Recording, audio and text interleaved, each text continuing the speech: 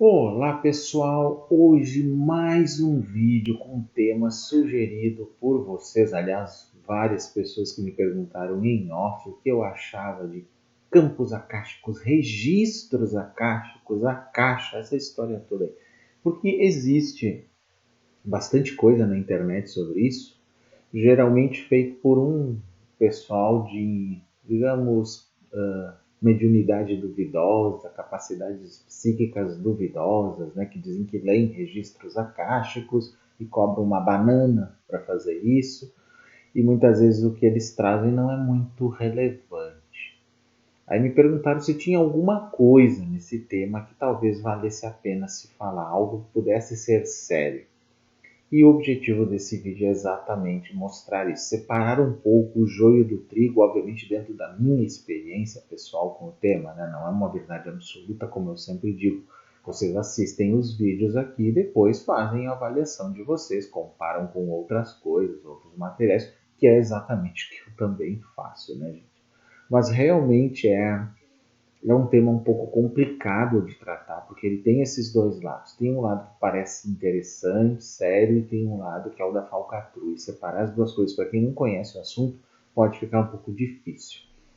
Até para situar vocês, eu já falei nesse tema do Akasha nos vídeos que se referem à teoria Akasha de Erwin Laszlo. Eu vou deixar na tela final aqui desse vídeo, nos cards ao longo, né, do vídeo, que aparecem na metade para o final do vídeo, para que vocês possam depois complementar quem ainda não tem assistido, porque naqueles outros vídeos eu só trato de Akasha dentro da teoria Akasha de Erwin Laszlo, que seria a parte séria do tema, que eu vou até rememorar aqui para conectar com o tema de hoje aqui com vocês. Então recomendo depois, não precisam assistir antes, que vocês complementem com o que eu vou dizer aqui, vai ficar bem interessante. Bom, mas a questão é a parte que incomoda sobre ler registros akáshicos e o que é isso. Bom, vou começar dando uma definição, né, do akasha, do que é esse termo, que é um termo sânscrito, né? Na verdade, nos textos védicos, a primeira vibração, ou a primeira ondulação começando no nosso universo, da qual todos os tipos possíveis de vibração podem ser derivados, ocorreu em uma substância etérica rarefeita chamada de akasha. Então, a akasha, nesse sentido, é a fonte e causa de todas as forças e é a quintessência de todas as energias possíveis, né? Além de ser o quinto elemento dos indianos. Aí na teosofia e na antroposofia, os registros akáshicos são um compêndio de todos os eventos, pensamentos, palavras, emoções e intenções humanas que já ocorreram no passado, no presente ou no futuro. Então, os teósofos acreditam que eles são codificados em um plano de existência não físico, conhecido como plano etérico. Embora, segundo Erwin Laszlo, isso seria codificado no campo A, num não local, digamos assim. Não seria um campo etérico, seria uma outra coisa. Mas existem relatos anedóticos, mas na realidade não há qualquer evidência científica ainda para a existência desses tais registros. É importante que a gente diga isso. Mas a teoria Akasha de Erwin Laszlo busca chegar a nessas evidências, ainda está em busca. Nesse campo de energia, além do espaço e do tempo, que é o que seria, né, tudo que já aconteceu fica registrado holograficamente de forma permanente e informa não apenas o universo visível presente, mas todos os universos passados, presentes e futuros, segundo a teoria Akasha de Erwin Laszlo. Por esse motivo, essa substância primordial, o Akasha, também é conhecida como campo de memória cósmico, que é chamado de registros akáshicos. Segundo pesquisadores, o campo akáshico age como uma matriz holográfica informada de potencialidade subjacente à nossa realidade material. Um campo de informação universal que transmite a informação através da coerência quântica não local em todos os vários domínios da natureza. Assim, é uma explicação via teoria Akasha de Erwin Laszlo para como isso funcionaria. Uma coisa é dizer isso que foi colocado aqui, e outra é dizer se realmente alguns psíquicos têm capacidade de, digamos, sacar desse campo akáshico, né, de retirar de lá alguma informação relevante E se ela é tão coerente assim a ponto de nós sabermos como escolher nessa biblioteca akáshica, né, as informações. Tanto que, como diz o título, será que essa biblioteca akáshica, esse registro não seria um registro cósmico em nuvem, como a gente faz hoje, né, no meio digital, em que as informações que nós colocamos em alguns sites são registradas em nuvem, não ficam no nosso computador, né, elas ficam numa nuvem, que seria então um outro lugar que não é o nosso computador, mas é um lugar onde a coisa está registrada. Pode ser, eu chamaria a caixa de registro cósmico em nuvem. É uma forma da gente entender isso. Então, Erwin Laszlo dá essa explicação um pouco complicada e vamos tentar destrinchar isso aqui. Então, é um campo de energia além do espaço e do tempo.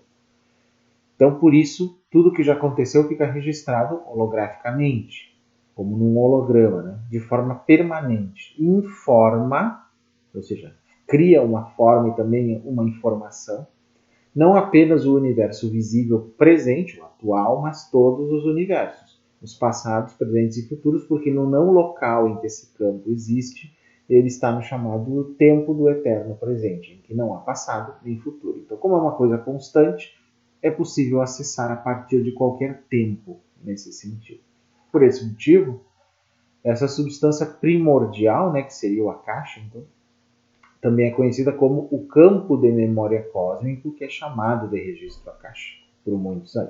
E aí tudo bem, a questão é se alguém consegue realmente acessar esse tipo de coisa. Aí é que está o grande problema. Então, segundo pesquisadores, o campo akáshico age como uma matriz holográfica informada de potencialidade subjacente à nossa realidade material. Então, o que é agir como uma matriz? Matrix, alguns já vão dizer aqui, né? Matriz holográfica. Matriz é mãe, gente. Matriz é mãe. É uma fonte holográfica informada de potencialidade subjacente à nossa realidade material. Ela subjaz, ela está na base, né, na origem da nossa realidade material. Um campo de informação universal que transmite a informação através da coerência quântica não local em todos os vários domínios da natureza. Subentende-se duas coisas, que desse campo akáshico vem uma informação para que as coisas do universo se manifestem, seriam as tais leis cósmicas, como fala o Caibalion, por exemplo, e outros materiais de filosofia hermética, quanto daqui para lá também nós informamos esse campo akáshico com a nossa história, com o que nós fazemos, com as nossas vidas, ou para quem acredita em reencarnação, com as nossas várias vidas. Isso também vai para lá. É um campo, digamos, uma via de mão dupla em relação à informação. Ou seja, está tudo registrado. Esse é um ponto meio pacífico aqui. A questão aí é o problema, se realmente nós podemos captar isso e como que nós podemos ter certeza daquilo que é captado. Aí eu digo, e eu falo muito nos meus cursos de leitura psíquica, de estados ampliados de consciência, que não é uma coisa fácil. A gente saber realmente o que está captando depende de muito treinamento para esse tipo de coisa. Porque uma coisa são médiums, psíquicos, canalizadores que simplesmente tiram histórias da carochinha, qualquer imaginação e já vão dizendo que é isso ou que é aquilo, sem maiores critérios, né? Isso é uma falácia, gente, é falcatrua. Outras são psíquicos treinados, podem ser médiums também, não tem problema, podem ser canalizadores, podem ser o que for, mas que sentem alguma coisa, né? E a sua vida mostra que eles têm essas premonições, essas percepções e que vêm via campo akáshico, sim, na minha opinião, mas que eles entendem que isso é um campo muito amplo e muitas vezes a informação vem picotada, como eu digo, vem em pedaços, ela vem de modo simbólico, inclusive, o que dificulta certas interpretações. Muitas coisas vêm em sonhos, gente. Muita coisa do campo akáshico vem em sonhos, que podem ser registros, sim. Muitas vezes são só coisas do dia a dia que nós vivenciamos, mas podem ser alguns desses sonhos mais premonitórios, alguma coisa nesse sentido. Então não é fácil. Estados alterados de consciência nos permitem transcender as fronteiras do mundo da realidade física e acessar diretamente esse campo de memória cósmica, mas, na minha opinião, dependem de treinamento.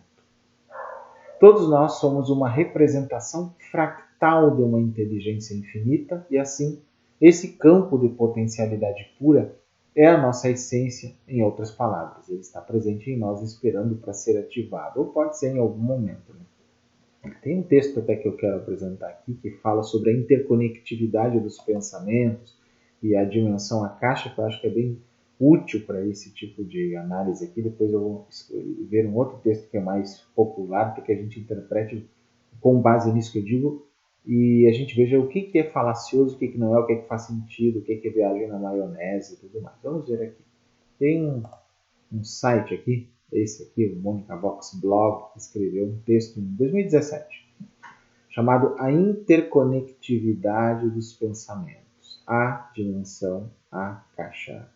Muito bem, vamos ver o que ela diz sobre esse tema. Aqui tem muito Erwin Laszlo aqui, gente, né? Diz o seguinte: se por um momento toda essa correria parasse à nossa volta, poderíamos fazer uma coleta de nossos pensamentos. Tudo que você precisa é de um momento. Acontece com todo mundo e mais ainda nos ambientes urbanos e industriais contemporâneos, onde o ruído e a pressa ocorrem com maior intensidade. Quantas vezes você se encontra pensando, eu só tenho que ficar longe de tudo, longe da corrida louca das coisas para abrandar e reconectar comigo mesmo, me reconectar com a vida. Essa necessidade de encontrar lugares e situações onde você pode ser calmo e claro é uma necessidade fundamental de toda a vida. Na verdade, é uma exigência não apenas da vida, mas de tudo que existe e se transforma em relação com o meio ambiente, em outras palavras, de tudo. Exploramos como a condição de supercoerência é responsável por todos os fenômenos do mundo ao nosso redor que poderíamos descrever como milagrosos, impressionantes ou incrivelmente não sintonizados. Hoje consideramos o quanto é importante, especialmente nesse dia e idade, apregoar sobre estados de supercoerência em relação a todas as pessoas, lugares e práticas que definam nossas vidas. Falamos há pouco da coerência quântica, né? Isso aqui são texto com trechos dos livros de Erwin Laszlo, esse artigo aqui. Estudos em biologia macromolecular descobriram que se você colocar duas células de corações separados por pequena ou curta distância entre si e não tocá-las, elas rapidamente começam a bater em uníssono. Elas começam cada contração pulsando em seu próprio ritmo e muito em breve elas estão fazendo isso ao mesmo tempo, mesmo que não sejam tocadas. Mas se há distúrbios no ambiente, tais como os impulsos elétricos ou os redemoinhos de água ionizada que fluem em torno delas, eles não vão sincronizar. Então, o que é que as conecta? Claramente, elas de alguma maneira sincronizam umas com as outras. Mas como? É onde tem lugar a dimensão akáshica. A dimensão akáshica é onipresente e sempre presente. Ela envolve e flui através de tudo. E tudo flui através dela, mas não apenas metaforicamente.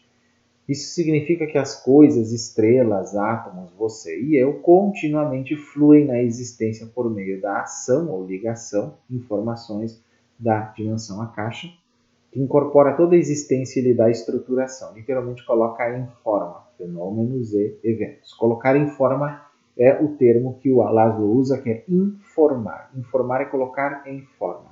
Então essa dimensão akáshica, ou campo A, é o que a gente chama de campo primordial, consciência, realidade primordial, campo da consciência primordial. É um campo não dual, gente. Não é um campo sujeito à dualidade. O que fazemos, quem somos e como somos está diretamente relacionado com o quanto e quão profundamente nós acessamos a dimensão akáshica.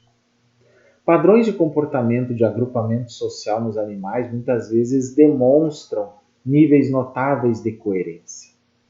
Um cardume de arenque, um bando de estorninhos, uma manada de zebra, tudo pode agir como um só. Isso é a coerência que se fala, né?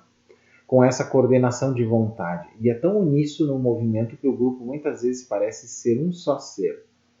Como esses animais se sincronizam uns com os outros com essa coordenação?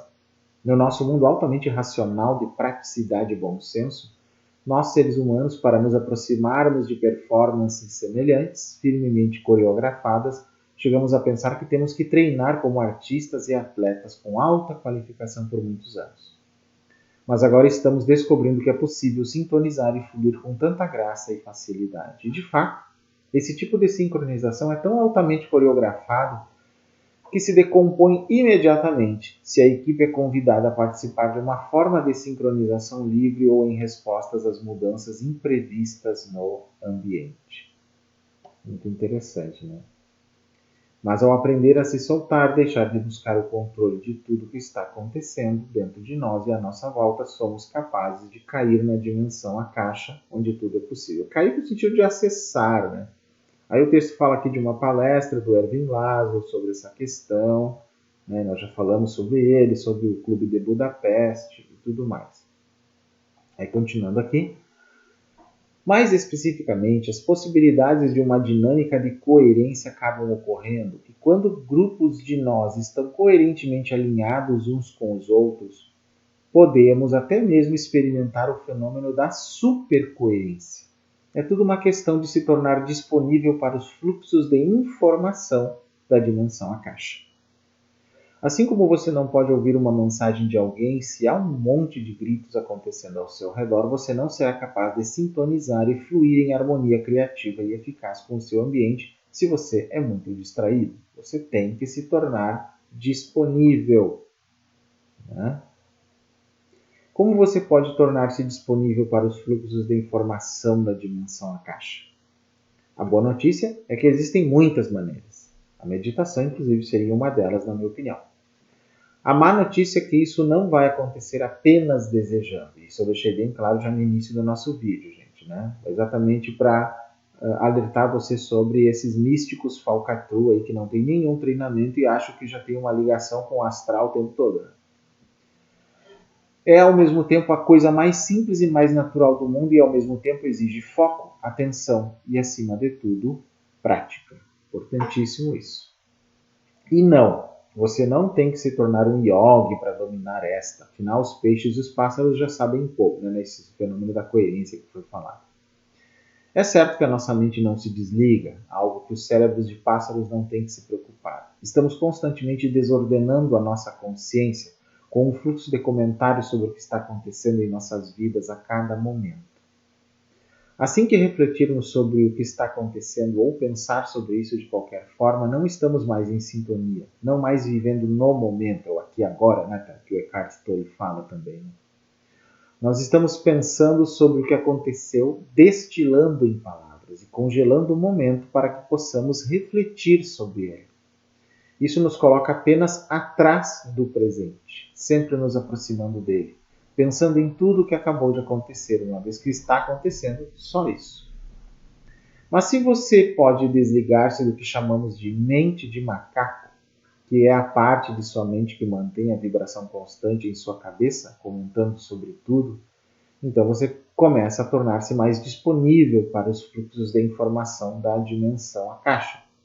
Acalmar a mente de macaco, liberando para o momento, sem a necessidade de fazer qualquer coisa com ela, apenas estar presente, totalmente presente, e em seguida permitindo que suas percepções fluam com o que surge em seu campo de consciência, é a prática. Isso é uma descrição de uma meditação não dual, gente. A meditação do Dzogchen, do Mahamudra, meditações que existem no sufismo, no taoísmo.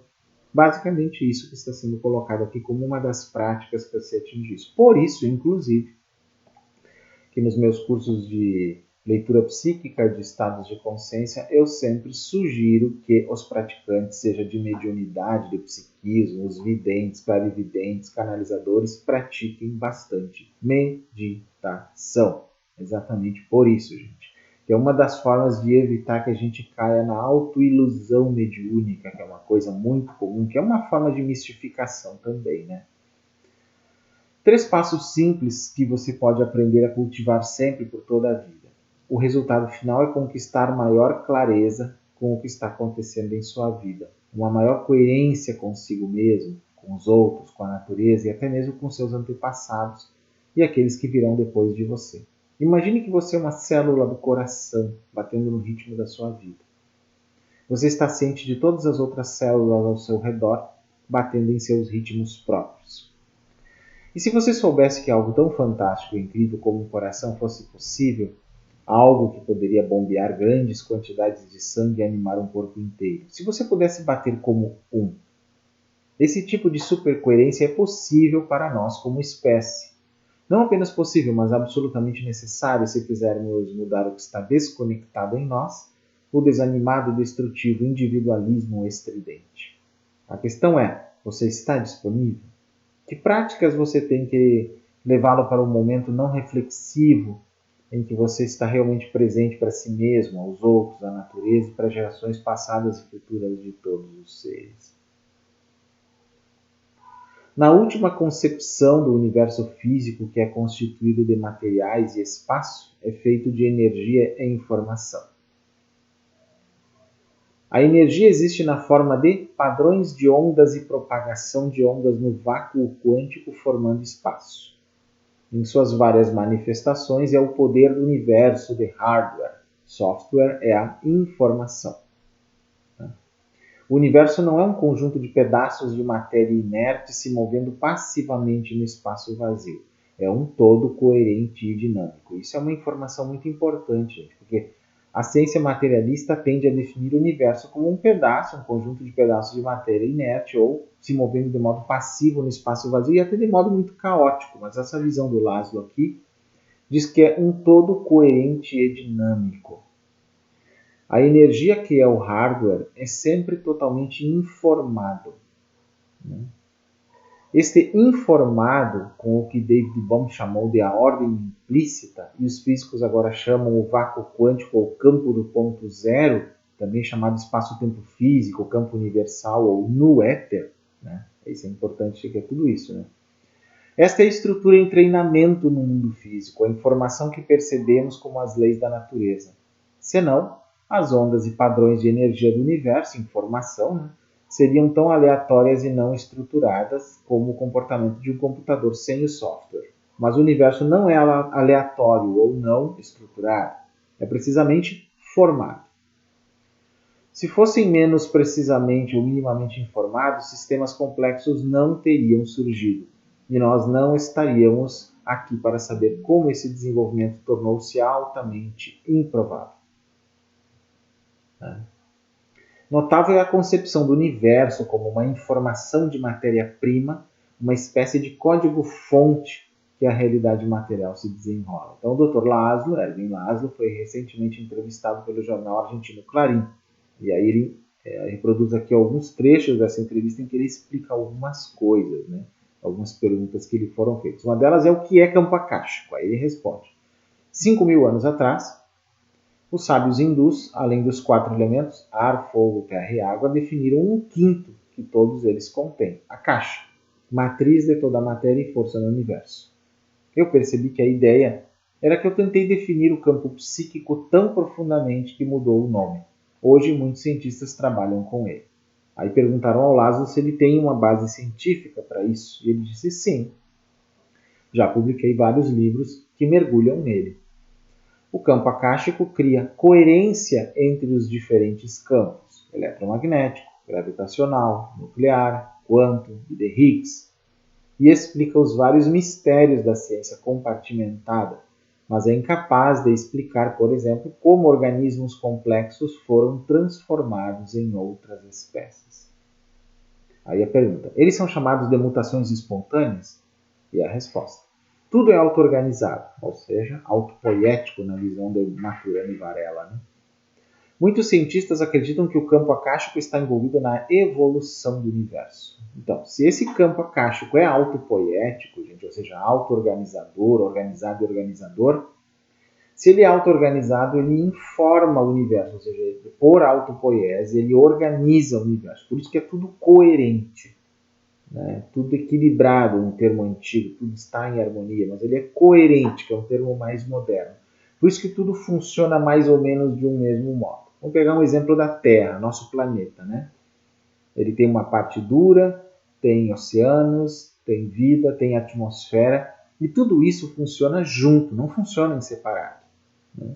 Toda a vida depende de todo o planeta para existir.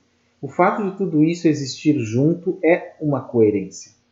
Faz parte dessa coerência, né, do universo, do campo akáshico ou do campo terrestre, se formos analisar especificamente a Terra. Nós não podemos nos considerar nesse planeta separados do planeta, porque se nós fôssemos retirados daqui agora, ficaríamos sem ar, sem alimento e morreríamos em pouquíssimo tempo no espaço. Mas a Terra também depende de uma coerência dentro do sistema solar, o sistema solar depende de uma coerência dentro da galáxia, a galáxia depende de uma coerência dentro do campo local de galáxias, o campo local de galáxias depende de uma coerência no universo como um todo, nesse universo todo, e muito provavelmente, segundo a teoria do multiverso, o nosso universo depende da coerência com todos os outros do multiverso. Sabe-se lá quantos são, se são infinitos, né? Como diz o budismo, os bilhões de universos. Tudo é coerente, tudo está dependendo de tudo. É um equilíbrio incrível, na verdade. Aí perguntaram a Laszlo como o universo evoluiu, e ele respondeu, nascendo outro. O Big Bang é chamado agora o Grande Salto. Um universo como o nosso vai se expandir até que ele comece a declinar e a se contrair a uma dimensão quântica. Então, toda a matéria no universo termina na cabeça de um alfinete, e em seguida a força da expansão é tão forte que ocorre uma explosão que cria novos universos. Agora, vocês imaginem na teoria do multiverso isso acontecendo simultaneamente em muitos lugares diferentes do universo. Neste mesmo instante, gente, por esta lógica, em questão de segundos, tem milhões ou sei lá quantos universos surgindo por um Big Bang e outros milhões desaparecendo no que se chama de Big Crunch, que seria então o início do Pralaya na visão dos indianos, em que o universo se dissolve ou retorna e fica do tamanho da cabeça de um alfinete, por exemplo. Né? Vocês imaginam nos infinitos multiversos isso acontecendo ao mesmo tempo? Seria como uma sopa fervilhando, né? Enquanto ao mesmo tempo algumas bolhas estão crescendo naquela fervura, outras estão explodindo. E isso tudo acontece ao mesmo tempo, então fica um caldo de vida. Acho que é isso que o universo no final acaba se mostrando para a gente nessas teorias. Né? E vice-versa? Aí perguntam para ele. A informação gerada no primeiro universo é herdada pela segunda da mesma maneira que um zigoto é a informação principal. O campo acástico é holográfico. Informações de toda a imagem estão em qualquer lugar. Tudo está conectado e nada desaparece. Aí perguntaram a ele, então você e eu, nós, contém todas as informações do universo, que é a noção do campo acástico, de campo etérico, campo de registro, né? E ele responde, em um estado alterado de consciência, que podemos ter acesso a informações que não estão no cérebro, mas isso é capaz de capturar. O grande erro do mundo moderno tem sido de considerar tudo que você não pode ouvir, tocar e ver sendo uma ilusão. A realidade fundamental não é diretamente observável. Por exemplo, se eu jogar uma pena, observar como a gravidade funciona, eu não posso ver o campo gravitacional, apenas o efeito. Todas as forças da natureza estão na dimensão mais profunda e observam os efeitos. Baseio a minha teoria na física quântica, em observações biofísicas dos seres vivos, em psicologia transpessoal e na cosmologia que estuda o multiverso, que eu acabei de falar ali. Hein? E aí o texto final é bem interessante aqui, que diz o seguinte. As mudanças necessárias são muito mais radicais do que as que aconteceram até agora. O que está mudando é a consciência. Há muito poucas pessoas agora que negam completamente que algo precisa ser feito. As pessoas que tentam preservar o status quo têm interesse maior no sistema como ele é hoje. Essas estão tentando reduzir urgência e diluir a mensagem. É cada vez mais difícil diluir a mensagem, mas elas tentam diminuir sua importância. É muito difícil ignorar. Quão seriamente isso é levado depende do indivíduo. O que ainda está faltando é o reconhecimento de que as pessoas podem fazer a diferença, que algo pode ser feito, e que para isso é preciso um movimento de larga escala na sociedade que alcance a todos, do qual todos participem. Um novo cenário mundial está emergindo. As pessoas que hoje estão crescendo, os adolescentes, os jovens adultos, têm uma visão diferente do mundo. Não é mais a visão de um mundo estável, que é sempre o mesmo e a única coisa que temos que fazer é avançar individualmente. Mas é uma visão do mundo em que sabemos que há pontos críticos. Cresce a consciência de que o estilo de vida de cada um, os valores, os padrões de consumo, as maneiras de comunicar, tudo isso pode fazer diferença. Há a consciência de que podemos nos comunicar mais efetivamente, que qualquer pessoa pode acessar a internet e fazer circular suas ideias. É uma possibilidade a de iniciar novos movimentos. Precisamos de um pensamento novo, de intervenções mais radicais. Para a ciência, isso significa trazer ao imaginário público a compreensão de que estamos mudando o equilíbrio natural na biosfera. Mas a biosfera não vai colapsar, ela vai encontrar um novo equilíbrio. No entanto, podemos começar a compreender que o universo físico é uma totalidade, como já se afirmou no texto, e está constantemente interconectado, que já é um texto da Mônica Vox, na verdade. Assim rompemos com o universo newtoniano, onde tudo se movia através de pontos sólidos e mecanicamente explicáveis. No campo da biologia, olhamos para os organismos não como máquinas, mas como seres complexos, o que se reflete na atual biotecnologia e na engenharia genética. No contexto dessa nova biologia, nasce o conceito da teia da vida como uma totalidade intrínseca e absoluta, mais que o conceito de organismo vivo isolado. Isso é bem básica da base da visão sistêmica, né, gente? Nas ciências da consciência, assume-se a conexão e comunicação constante entre todas as coisas que coexistem e coevoluem no cosmos e na biosfera. A consciência humana integra-se na evolução dessa teia de conexões que se estende por todo o planeta. Esse ritmo acelerado da mudança é visto como macrotransição por Erwin Laszlo, um processo de mudança rápida e irreversível, com uma variedade de bifurcações no sistema, que aí tem a ver com a teoria da bifurcação global também, né?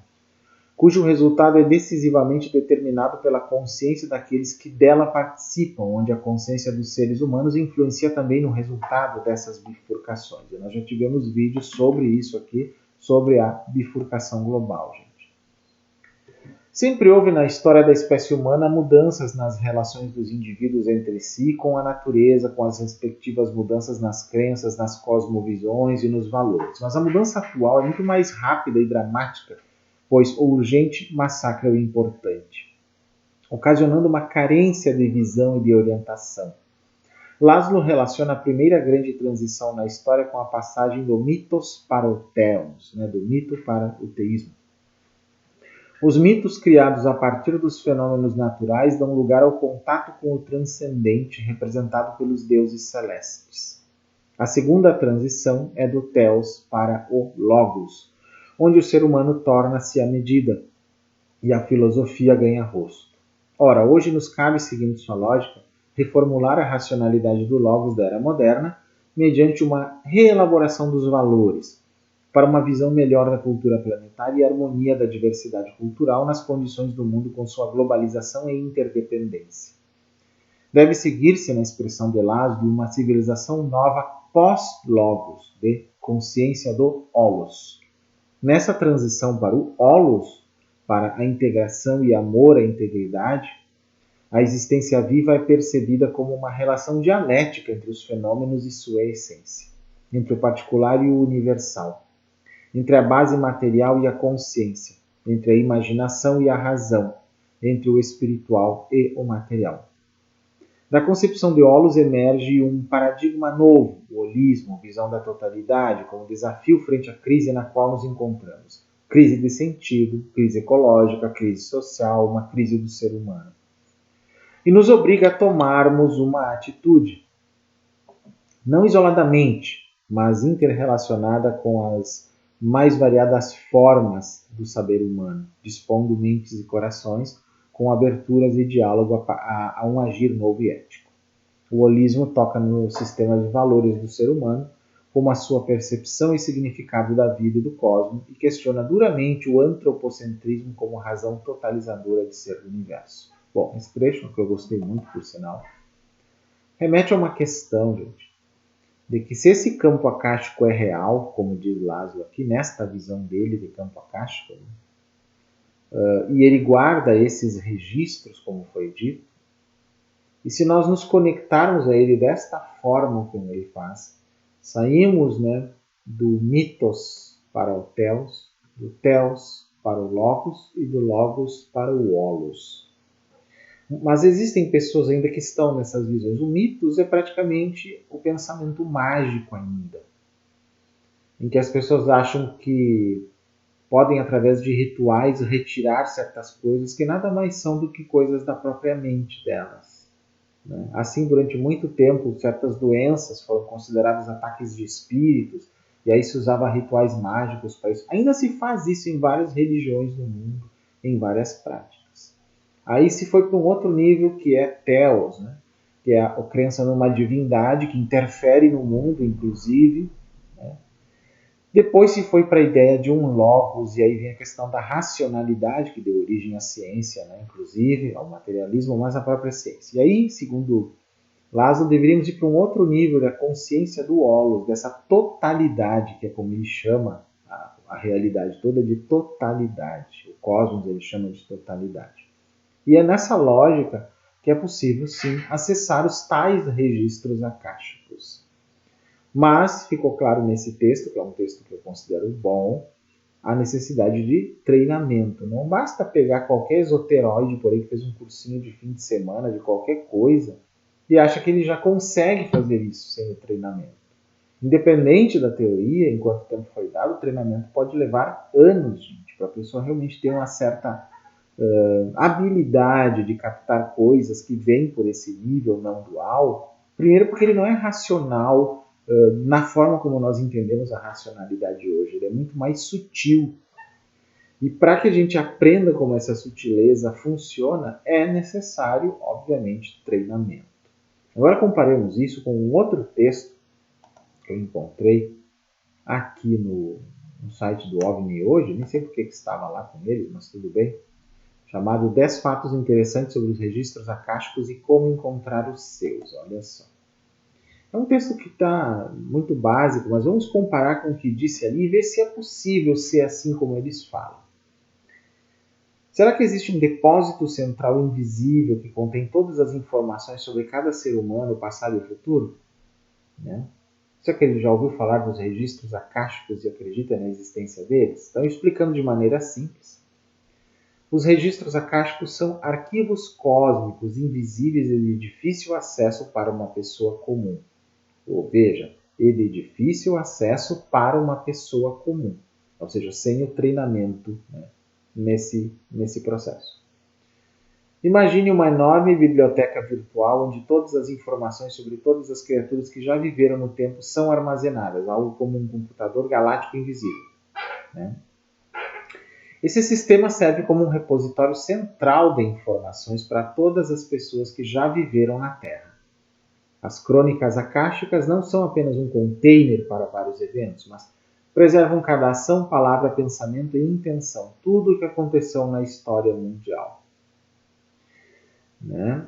Eles também não são só um repositório de memória, são interativos e, portanto, têm um grande impacto em nosso modo de vida, sentimentos, relacionamentos e percepções do mundo, bem como nas realidades potenciais que estamos enfrentando. Agora, vocês imaginam, eles têm informação sobre tudo o que acontece no universo, mas também tem esse caráter interativo, ou seja, quando nós os acessamos de alguma forma, interfere na nossa própria existência, né? Na nossa forma de agir no mundo. Aí vocês poderiam pensar, bom, mas de que forma são registradas todas as ações, palavras, pensamentos, intenções, tudo que acontece no universo nesse registro? Não é como um texto de uma biblioteca. De que forma isso vai para lá? Até para saber de que forma isso é retirado. Né? Em que tipo de mídia, vamos dizer assim, né? Usando um termo moderno, as coisas que acontecem no universo são registradas lá no campo akáshico? Isto é uma boa pergunta. Mas eu digo para vocês, através de padrões de energia em nível quântico. Sim, porque segundo a própria ciência mais materialista que existe hoje ainda, a neurociência, tudo dentro da mente acontece através de perspectiva quântica, ou seja, a forma como os átomos funcionam, as suas partículas inclusive. Tanto que na conexão dos neurônios existem processos quânticos que estão sendo pesquisados atualmente e que fariam diferença no processo de como a mente funciona. Então eu diria que esses processos todos, que acabam sendo um protocolo universal de funcionamento das coisas, é o que é registrado. Então não é registrado numa palavra, num código que possa ser lido matematicamente, alguma coisa assim, mas é em padrões de energia. Teríamos que inventar aparelhos para fazer isso fora de uma mente humana. A mente humana é um computador quântico perfeito nesse sentido, ou pós-quântico até se eu for considerar. Né? Então elas ficam registradas nesse padrão de energia. Então quando nós conseguimos por vários meios de treinamento, entre eles a meditação, nós podemos, num processo em que a racionalidade é um pouco mais, digamos, diminuída, ou seja, pelo menos aquela racionalidade da mente do macaco que foi falada no outro texto, nós podemos abrir a nossa mente, ou seja, ela pode ter uma influência além do cérebro, ela digamos, extrapola a própria zona ou campo do cérebro, e ela vai para um campo um pouco maior, e é nesse campo maior que ela pode acessar o não local do campo akáshico. E como que ela tira as informações de lá? Nesses mesmos padrões. E baseado em quê? É uma coisa que nós podemos decidir o que nós vamos tirar, ou ela vem espontaneamente, ou vem como nós queremos, ou vem como alguma outra coisa quer? Essas já são perguntas mais complicadas de responder, porque depende do treinamento. Mas eu posso dizer para vocês que a mais das vezes a informação vem meio picotada, meio confusa, vem mais do que o que se quer, ou vem menos do que o que se quer, ou vem misturada com outras coisas também. Então não é uma coisa fácil. Qualquer pessoa que trabalhe com mediunidade, canalização, psiquismo, clarividência, sabe do que eu estou falando. São visões às vezes muito complicadas, que a gente tem que interpretar o simbolismo delas, e é assim que a coisa vem, como imagens, inclusive. E eu digo que muitas dessas imagens nem são a forma como a informação vem pelo campo akáshico. Mas quando a informação bate no nosso sistema neuronal, ela, digamos, excita todo o nosso processo de memória, e muitas dessas imagens se formam a partir daí. Não significa que essas imagens vieram de um registro akáshico exatamente como deveriam ser. Elas são muitas vezes produzidas pela nossa própria mente. E só para dar uma ideia para vocês. Aí ele tem aqui, né, os 10 fatos interessantes sobre os registros. Um deles é o seguinte: cada pensamento, palavra e ação são selados nos registros akáshicos. Como assim? Eles armazenam dados não apenas de nossa vida atual, mas também de todos os nossos renascimentos, para quem acredita em reencarnação, né? Bem como as consequências futuras ou lições que teremos de passar como resultado de nossas escolhas feitas no presente. Os registros akáshicos armazenam nossas emoções, palavras e ações boas ou más.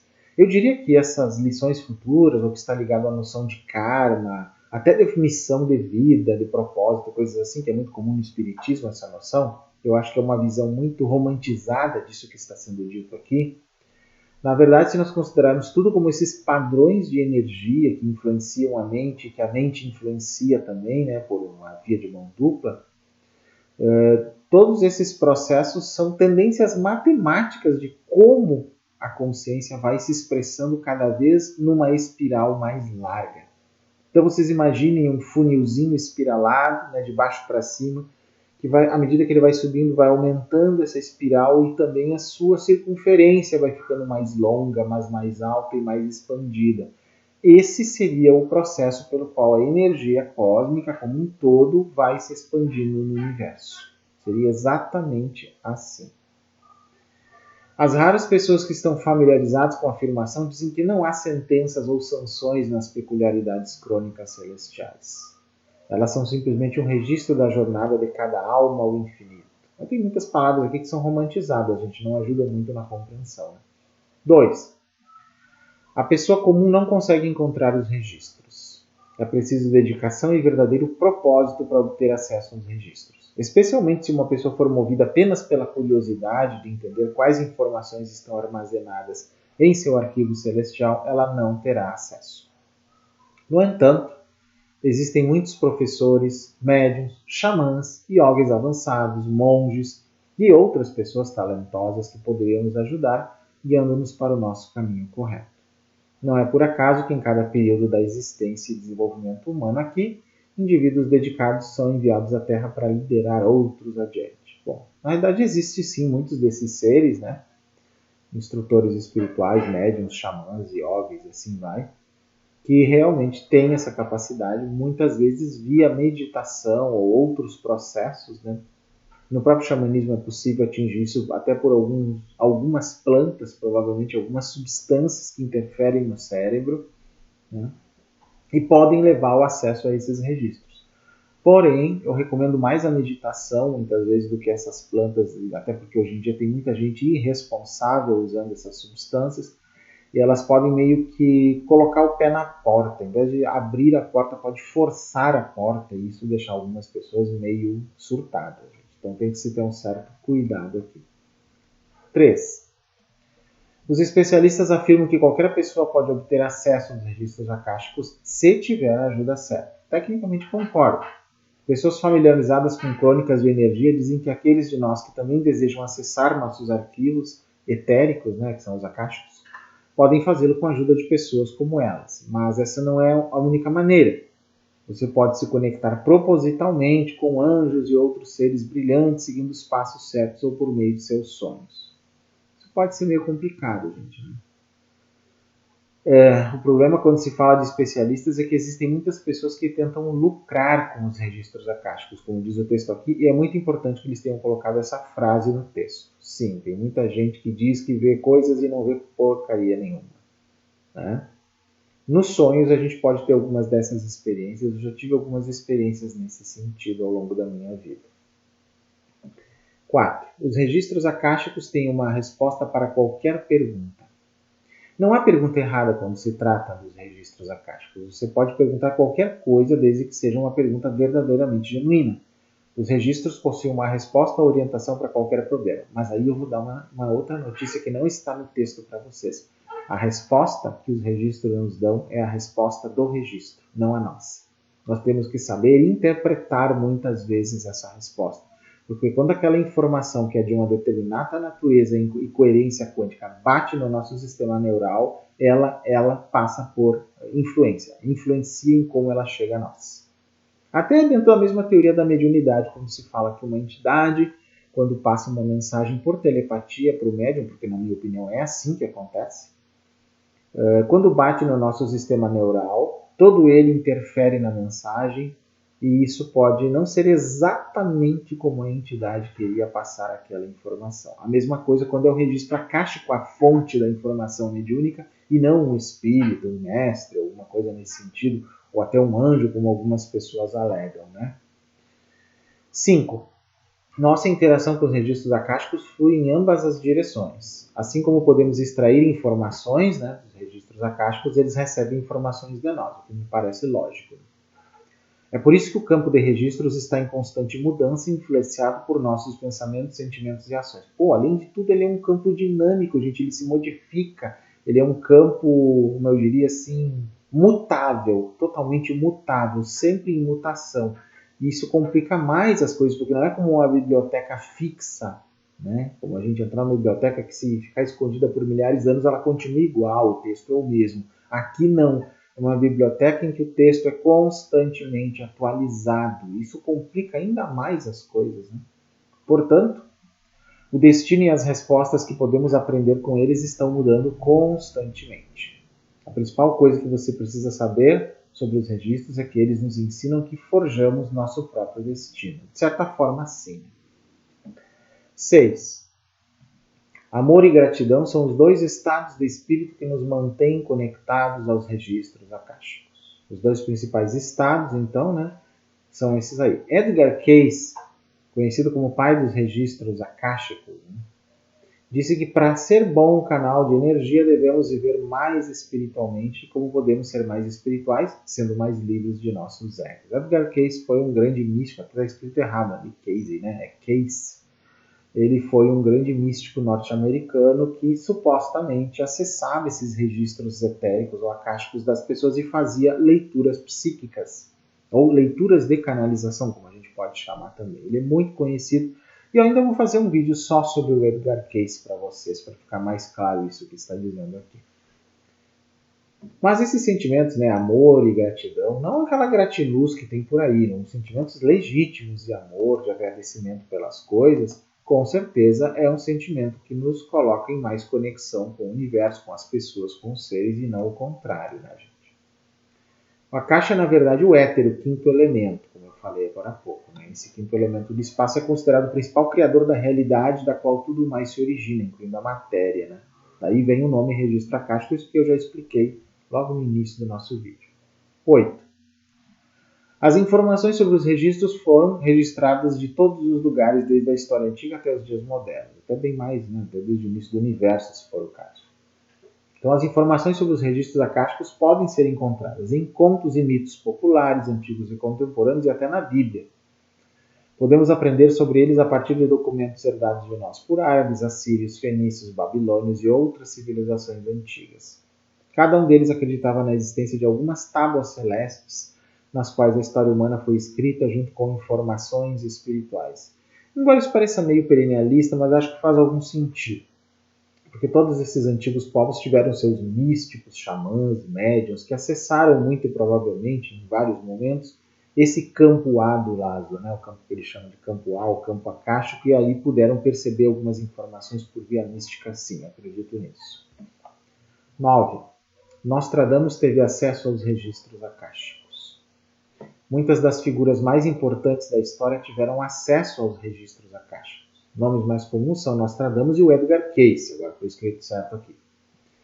Se acreditarmos que os registros guardam tanto o passado quanto o futuro, talvez essa seja a fonte das incontáveis previsões de Nostradamus para o futuro. Mas vejam bem que os textos de Nostradamus são escritos de um modo confuso, que talvez até reflita alguém vendo por sonhos ou por visão mística um futuro via registro acástico, e como não é uma coisa da realidade dele naquele momento, né, 400 anos atrás praticamente, ele não tinha como entender e ficou muito simbólico o que ele disse, porque era a linguagem que ele tinha na época, ele não conhecia o futuro de fato.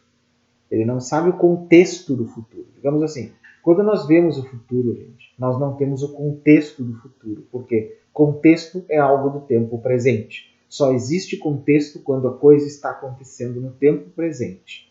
Por isso que qualquer profeta, místico, vidente, tarólogo, astrólogo, numerólogo, que vai falar de coisas de futuro para alguém, não entende o contexto, porque ainda não ocorreu. Por isso que qualquer avaliação, previsão para o futuro é uma ciência de possibilidades, não é matemática pura, não é matemática, digamos, exata, não é uma ciência exata. É uma matemática do caos, gente. Mas pode ser muito útil para nos orientar com toda certeza. E 10. Os registros acásticos podem mostrar a você a verdadeira natureza do mundo em que vivemos. Todos nós vemos o mundo ao nosso redor de maneira diferente, né? A cosmovisão de cada um, né? Alguns veem mais e abordam a vida de uma forma muito mais espiritual, enquanto outros bloqueiam sua visão e não conseguem ver o quadro geral. Depois de se limpar e acessar os registros acásticos, você verá a verdadeira natureza do mundo ao seu redor, uma dimensão livre de percepções errôneas e mentiras.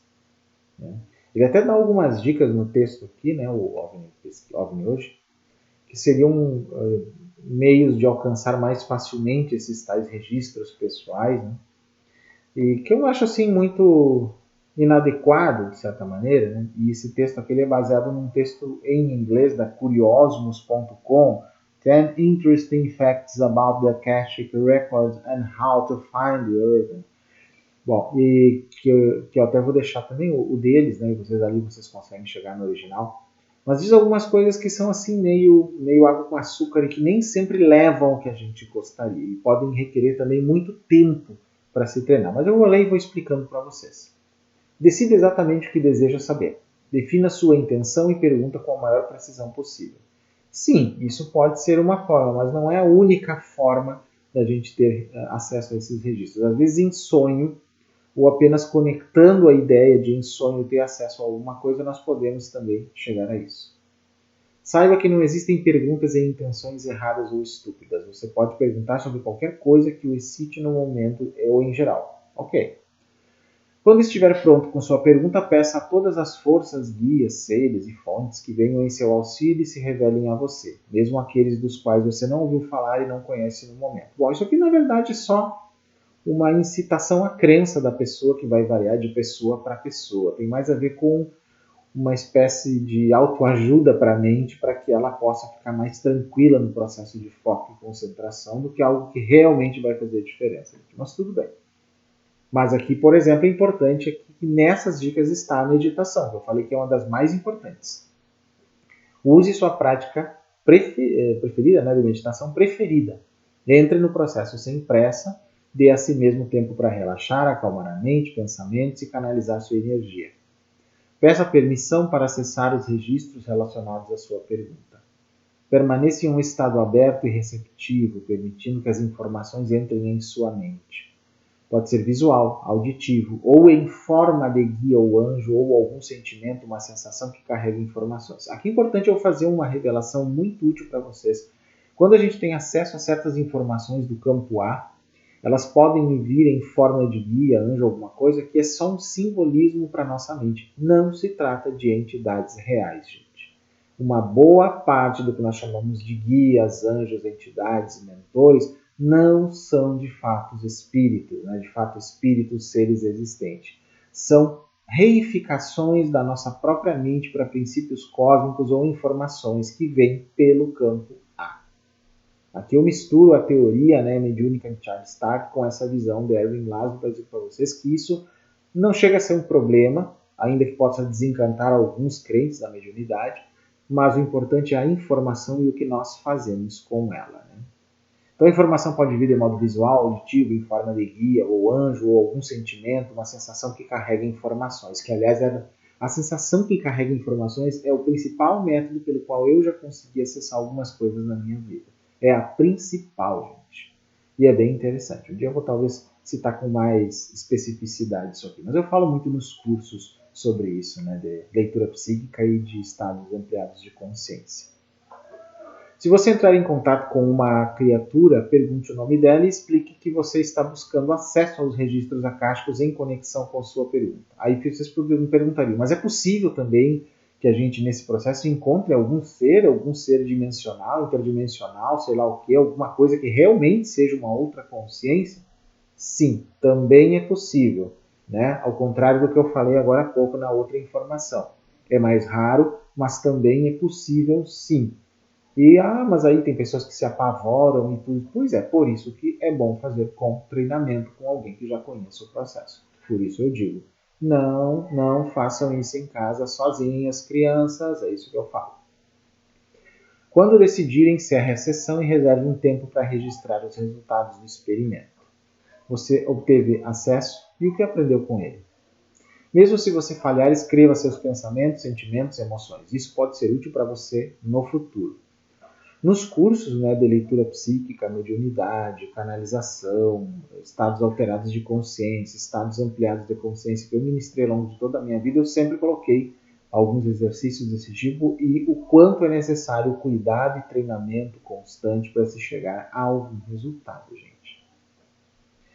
Lembre-se de que a conexão com os canais espaciais se abre e fica mais forte à noite, né? Ou canais espaciais ou canais espirituais em geral. Isso é verdade ou é uma lenda? Vocês poderiam me perguntar. Eu até vou falar sobre isso porque é um ponto importante das práticas. É verdade isso? À noite parece ser melhor? Não. Mas também não é uma inverdade. É pelas características da noite. É mais silencioso, mais tranquilo para tudo. Isso pode favorecer a nossa concentração. No dia é tudo mais caótico. É tudo mais bagunçado, barulhento. Mas se vocês estiverem em um lugar muito retirado, em que esse mesmo silêncio, essa mesma tranquilidade possa ser atingida, isso pode ser feito em qualquer hora do dia, gente. Então não depende tanto de ser noite. Depende exatamente desse silêncio, para que a gente possa diminuir, né, principalmente o barulho da nossa mente e a gente escutar os sons externos, né, que são bem pequenininhos, os sons da natureza, que são bem baixinhos, mas também o som do silêncio da nossa mente. A nossa mente tem um silêncio e esse silêncio tem um som. Quem conseguir meditar vai entender o que eu quero dizer com isso, gente. Então é assim, existe um lado de pessoas que dizem que leem registros acásticos e que cobram uma banana por isso, é que quando eles apresentam um estudo, é uma palhaçada, só falta dizer que você foi Napoleão na outra vida, ou que você viveu na Atlântida, ou viveu na Lemúria, ou viveu em Sírios, ou viveu em Arcturus e não sei o quê. Algo que não pode ser comprovado, que muitas vezes tem muito pouca utilidade para vocês, e pessoas que talvez possam dizer alguma coisa mais relevante. Eu sempre usei, para mim, pelo menos, né, no meu processo mediúnico, né, desde criança, o processo da moderação. Se você não tem algo mais profundo a dizer, seja moderado. Não fique enrolando e também não fique enchendo linguiça com as informações. Foi isso que eu consegui captar e tchau. Às vezes não vem interpretação junto, eu não sei o que dizer e aqui está o que é para você. eu não vou ficar enrolando. É assim que as coisas têm que ser feitas para serem consideradas sérias. Mas tem gente que não vai pagar uma consulta para dizer algo assim. Elas querem que você diga que ela foi alguém super grandioso numa outra vida. Por quê? Porque elas se sentem fracassadas nessa vida. Então elas vão lá dar a entender que elas, né, querem ser grandiosas. Então se você não diz que ela foi Napoleão, Cleópatra, Júlio César, alguma coisa assim, ou um grande mestre espiritual, que você é a reencarnação do Emmanuel, como disseram que o Moro era, né, coisas desse tipo assim, aí fica difícil, né? Mas de mim vocês não vão ter isso. Não vão ter isso mesmo, gente. Ok? Aliás, até antes de terminar aqui, vou colocar o meu principal curso é... Tem aqui os atendimentos, que eu raramente coloco alguns vídeos, mas tenho um deles que, além do tarô, que é o meu trabalho mais antigo, o de leitura psíquica. Né? Neste processo de leitura psíquica, que usa tarô e outros métodos também, é que algumas dessas visões acontecem e eu falo para a pessoa, vai anotando. Geralmente ela pode gravar também, depois ouvir com mais calma depois, né? E tem encontros para isso também. E, bom, quem estiver interessado, né, pode me procurar a qualquer momento. Até vou colocar aqui o meu material de atendimento, já 2022 já está funcionando.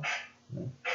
Vocês podem me pedir dúvidas pelo e-mail paystack@gmail.com sobre isso, que é o mais fácil também, né, e eu tenho ministrado bastante coisa. Tem até o curso mesmo, que é esse aqui, o curso de leitura psíquica e estados de consciência, que eu tenho ministrado em vários lugares, né, do Brasil, principalmente em Santa Catarina, mas mais ainda no Rio Grande do Sul, que é a minha origem, é onde eu tenho feito, em que eu falo sobre tudo isso que nós falamos neste vídeo aqui, né, e muitas outras coisas. Então, o que tem nesse vídeo é tema do curso também, né, de leitura psíquica e estados de consciência. Então, vocês vão ter ali, né, bastante coisa. É um curso teórico e prático. Claro que ninguém sai lendo o registro akáshico, ou canalizando alguma coisa, ou recebendo alguma coisa, se é cru na coisa.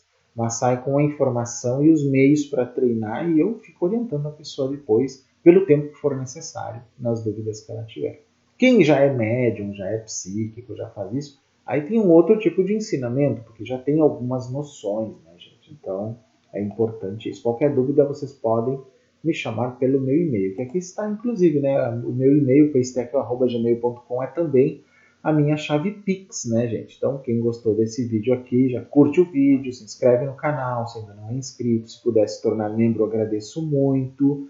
Mas, se não puder ajudar dessa forma e quiser fazer um Pix para o canal em qualquer valor, pode usar o meu e-mail como chave Pix, paystack@gmail.com, e eu agradeço todo o apoio que vocês puderem dar. Quem quiser me seguir nas redes, já sabe, Instagram, @paystack, youtube.com/paulosteckel, Twitter, _paystack, facebook.com/canal paulosteckel. Gente, aguardo vocês em qualquer momento que vocês quiserem me mandar, tirar dúvidas. Aceito também convites para ministrar esse trabalho, né, porque eu estou falando aqui em qualquer lugar do Brasil. Fiquem à vontade para me convidar. E ficou bem claro aqui nesse vídeo, né, o que eu considero a postura adequada para tratar do tema caixa, etérico, registro acástico, sem as palhaçadas gratiluz que tem por aí, e sem as viagens na maionese, que dizem que você foi Cleópatra, que você foi lá o Emmanuel e essas palhaçadas que tem por aí. Não, tem que ser um processo realmente responsável, ok? Espero que tenham gostado e até o nosso próximo vídeo, pessoal.